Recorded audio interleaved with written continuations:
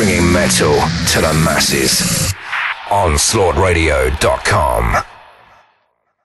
This is Onslaught Radio. I'm Natalie, and I am backstage at the HMV Forum in London, where I'm talking to Ivar from Enslaved. How's it going? Very good, thank you. Nice to be here. Are you looking forward to the set this evening? Absolutely, especially since we're in London, which is, more or less second home to us. Do you get to spend much time in London, or is it quite nice when you do get to come back? Yeah, we get to spend some time if we want, There's more time when we do our own headlining shows, but we still, we've been in London. Probably, Norwegians are very, we're a lot into London, so we go a lot for vacation and see concerts and stuff like that. The Hammersmith, so I'm pretty familiar with the city. Yeah.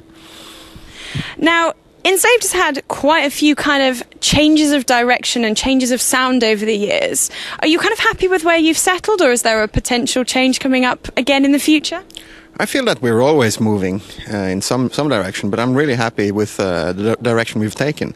And we were actually talking about this earlier today, that it's kind of fun to be able to include material from back to, stuff we wrote in '91. And it still feels like a natural part of the live set.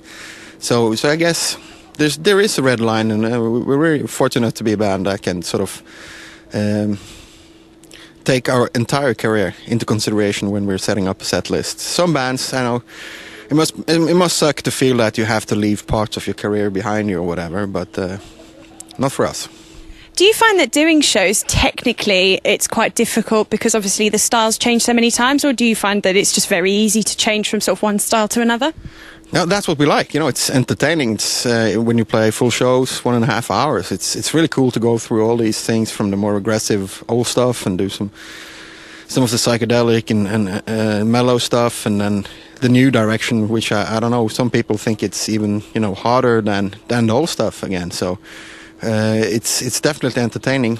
I guess the music is reflecting how we enjoy music ourselves. If you go to an Enslaved party on a Friday night, you'll have Motörhead on the stereo. Next one will be some old Genesis, and then some idiot will put on Madonna and get his ass kicked, and then we'll put on some death metal, and then back to some pop, maybe some Bruce Springsteen. Who knows? That's the way we like to listen to music, and I guess that's the way we're writing ourselves. I guess it's quite nice because also a lot of metal fans are quite diverse now. There's not that many people who listen to metal and nothing but metal. So I guess you're kind of almost catering to a lot of different tastes at just one show. Exactly. That's to begin with. When we started in the 90s, when the black metal scene was very strict and sort of square, and the death metal scene was an entire other world.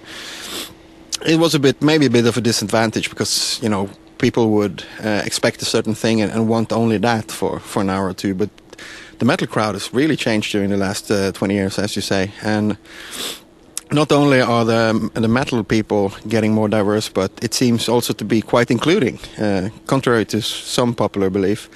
But people don't mind, if you come around and directly from some indie gig and go to a metal show. Everybody's welcome to listen to it. If you like metal, go ahead. And also, we were discussing earlier about how sort of a lot of shows, there's a lot more younger people coming now, and almost, it's become more accessible to younger people who are then coming up and listening to metal sort of as they grow older. Yeah, it's really cool when we play some songs from the live set that's actually older than people in the first row, but you can see that it feels fresh for them, and yeah, we really enjoy. That's one of the things that we try to do. Back home also is to make sure we do underage gigs and stuff like that, because that's the fans. Can you tell me a little bit about how your latest album Thorn was received by fans? Fantastic. I think it must be, since the very beginning, we've never had such a unified response from everybody. We've had certain things that we've done that's been very well received from the fans, and maybe the critics weren't that enthusiastic. And then the other way around, maybe like the Vertebrae album, which was sort of like a bit of a grower. It became album of the year in lots of magazines, but the crowd was a little bit slow to react to it. But now they're also embracing it. But this time it seemed like everybody just got into it instantly in the first song. So we must have done something right there.